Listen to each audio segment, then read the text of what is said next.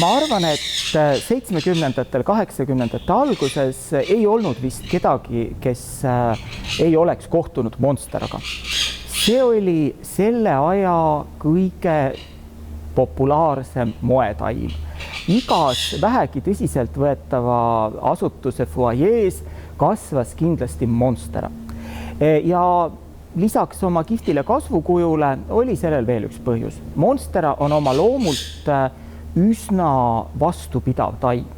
Ta lepib vähesega ja suudab vaatamata sellele näha välja tõeliselt eksootiline ja tõeliselt efektne.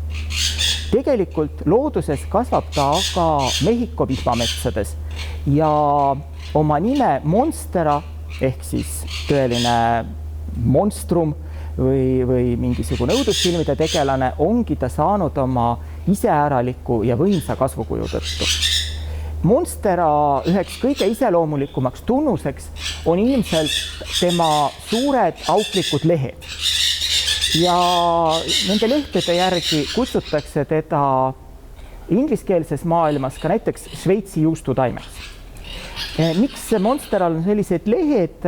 Sellel on, arvatakse olevat mitmeid põhjuseid. Targad botaanikud ütlevad, et üks põhjus on selles, et vihm ei peksaks Monstera suuri lopsakaid lehti puruks. Et sellepärast on Monstera teinud oma lehtedesse väikesed augud. Teised botaanikud ütlevad, et Monstera hoolitseb niimoodi oma nooremate lehtede eest, et kui ülemistel ladvalehtedel on augud sees, siis pääseb valgus ka alumisteni. Ja kolmandad botaanikud ütlevad, et Monstera püüab nende auklike lehtedega haneks tõmmata taimtoidulisi putukaid.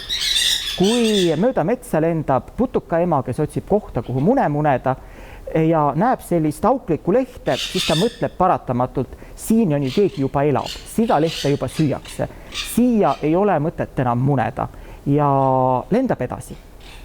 Monsteral on tegelikult veel üks väga tore omadus. Teda kasvatatakse ka puuviljakultuurina. Tema viljad on söödavad. Kuna taim kuulub looduses võhaliste hulka, siis tema õied meenutavad veidi kallaõisi ja tema vili on siis selline põlvik, mille valmimiseks kulub kuni 9 kuud. Kui vili on valmis, hakkab ta äärmiselt meeldivalt lõhnama, potsatab puu otsast alla ja kui teda natuke püüda süüa, siis oma maitselt meenutab ta ehk kõige rohkem ananassi.